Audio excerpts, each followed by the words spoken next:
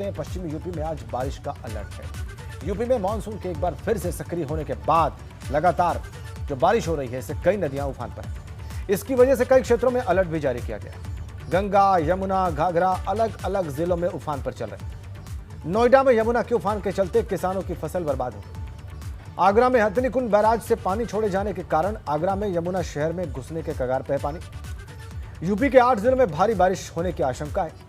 मौसम विभाग ने बांदा, ललितपुर, झांसी, आगरा, हमीरपुर, महोबा, इटावा और जालौन में बारिश को लेकर अलर्ट जारी किया हुआ है। और मौसम विभाग की माने तो 5 अगस्त तक यूपी में बारिश से राहत नहीं मिलने वाली है। अलग अलग जिलों में 5 अगस्त तक बारिश का सिलसिला जारी रहेगा।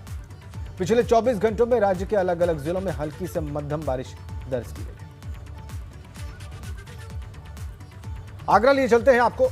अभी हमने आपको बताया कि कैसे आगरा में भी जो है बारिश का पानी और चीजें जो है वो दिक्कत पैदा कर रही हैं। नितिन, क्या रिपोर्ट है आगरा से आपके पास? बारिश ने किस तरह की मुसीबत पैदा की है आगरा में और फिलहाल चुनौतियां क्या है वहां पर लोगों के सामने?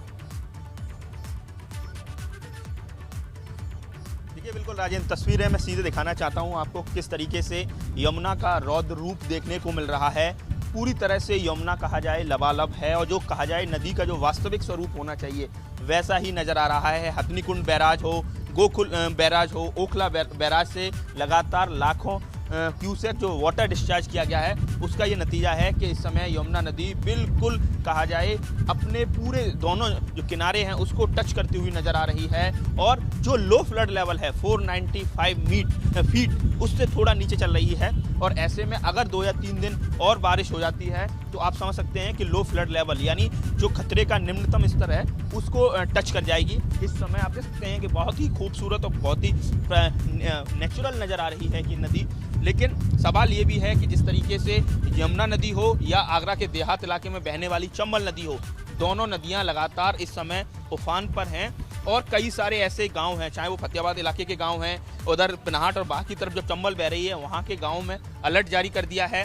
राजस्व की टीम लगातार वहां विजिट कर रही है। लेखपालों को गाँव में ही रुकने के निर्देश दिए हैं।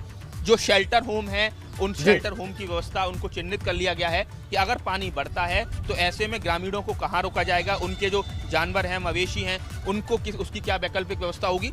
शहर में अभी पानी लगातार बढ़ रहा है लेकिन वो जो खतरा है वो अभी अगर आगे बारिश होती है लगातार तो हो सकता है। लेकिन इस समय लगातार जो लो फ्लड लेवल है जिसको 495 फीट बोलते हैं उससे 491 और 90 फीट के करीब है, यानी 3 से 4 फीट अभी कम है। लेकिन जो नदी का स्वरूप होना चाहिए, जैसे महज एक नाले से ज्यादा यमुना नदी नहीं लगती बिल्कुल, है। बिल्कुल बिल्कुल नितिन, पहाड़ों पर लगातार बारिश हो रही है। अभी मैं कहना चाह रहा था कि ये जो तस्वीर आप दिखा रहे हैं यमुना की, जो पानी आ रहा है, जो बिल्कुल बिल्कुल नितिन, ये जो तस्वीर आप दिखा रहे हैं यमुना की, दरअसल यही आदर्श तस्वीर होनी चाहिए, यही आदर्श तस्वीर दिखनी चाहिए नदियों की। और आपने बिल्कुल ठीक कहा कि सामान्य स्थितियों में हमने देखा है कि आगरा में जो यमुना है वो एक नाले से ज्यादा नहीं दिखती, लेकिन आज ये नदी जैसी दिख रही है। ये अलग बात है कि इसका कारण ये है कि तमाम बैराज से पानी डिस्चार्ज किया गया है बड़ी मात्रा में, और अगर आगे डिस्चार्ज होता है, आगे भी पानी बारिश होती है तो ये खतरा भी पैदा हो सकता है। आप बता रहे थे कि व्यवस्थाएं क्या की गई है नितिन? देखिए, अगर व्यवस्थाओं की बात की जाए, देखिए जो बाढ़ चौकियां हैं उनको पूरी तरह से दुरुस्त कर दिया गया है। एडीएम फाइनेंस योगिंद्र कुमार इसके नोडल हैं तो लगातार मीटिंग ले रहे हैं। इसके साथ ही जो सेंट्रल मैट डिपार्टमेंट है और जो मैट डिपार्टमेंट है वो भी लगातार फोरकास्टिंग कर रहा है। साथ ही सिंचाई विभाग या कहा जाए जो राजस्व की टीम है वो भी लगातार आगरा के जो अंचलिक इलाके हैं वहाँ लगातार विजिट कर रही है। अगर बात की जाए आगरा की तो बल्केश्वर घाट की, जो बल्केश्वर में जो पार्वती घाट है उसकी सीढ़ियाँ डूब गई हैं और इधर कोइया घाट में जो नदी का अपने लाल निशान के पास पहुँच चुकी है। तो कुल मिला के अब जो पानी बढ़ने का जो संकेत है वो खतरे का आहट दे रहा है। लेकिन अभी भी जो लो फ्लड लेवल से यमुना नदी काफ़ी नीचे बह रही है। चंबल में लगातार 121 मीटर के करीब पहुंचा हुआ था वाटर लेवल, वो थोड़ा इस नीचे उतरा है। तो कुल मिला के कोटा बैराज से पानी नहीं छोड़ा गया, लेकिन यमुना नदी में Hathnikund barrage, Gokul barrage, Okhla barrage से लगातार वाटर डिस्चार्ज किया जा रहा है। यही वजह है कि लगातार उसका लेवल बढ़ रहा है।